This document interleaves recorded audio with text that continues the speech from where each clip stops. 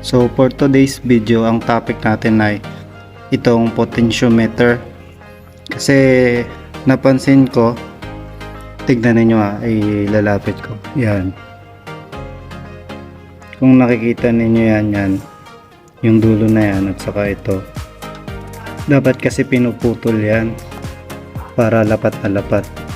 Tingnan nyo, hindi siya nakalapat.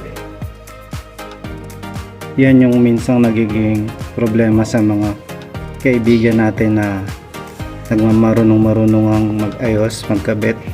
Kasi maraming klase ng potentiometers. Akala nila pare-parehas lang.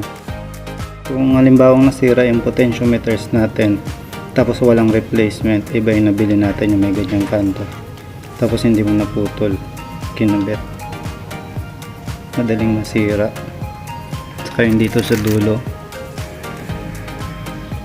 mahaba.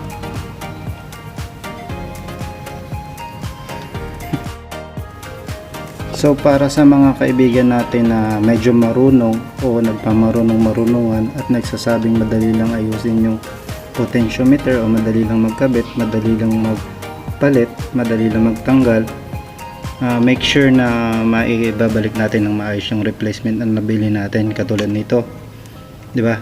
Umuuga-uga, sayang naman, dapat nakalapat yan doon. And yun lang. Kung bago ka pa lang sa channel ko, pa-subscribe, pindutin mo na rin ang notification button para updated ka sa mga darating pang video. God bless.